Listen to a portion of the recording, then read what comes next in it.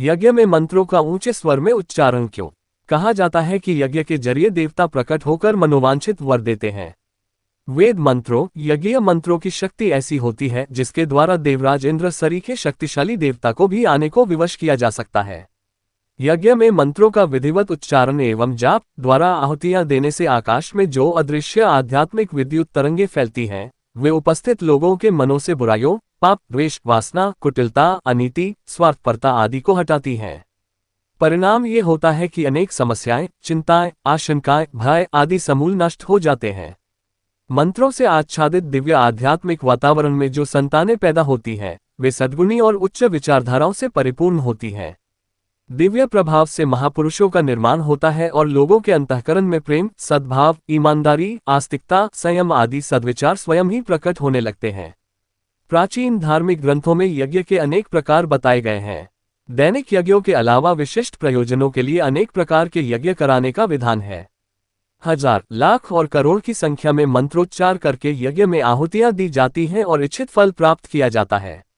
इस प्रकार मंत्र जप से उत्पन्न प्रचंड शब्द शक्ति तथा साधक के संकल्प बल से अंतरिक्ष में व्याप्त दैवी चेतना संघीभूत होकर साधक के लिए सिद्धियों के अवसर प्रदान करती है। एक बार महाराज पृथु ने 100 अश्वमेध यज्ञ करने का संकल्प किया। विधि विधानानुसार वे जब 99 यज्ञ करके अत्यंत प्रभावशाली होने लगे तो स्वर्ग का राज छिन जाने की आशंका से इंद्र का मन विचलित होने लगा। अतः 100वें अश्वमेध यज्ञ में विघ्न डालने के लिए इंद्र ने वेश बदलकर प्रपंच द्वारा घोड़े का अपहरण कर लिया, किंतु पृथु के पुत्र ने बलपूर्वक घोड़ा छुड़ा लिया। दूसरी बार इंद्र की नीच वृत्ति से पृथु को बड़ा क्रोध हुआ।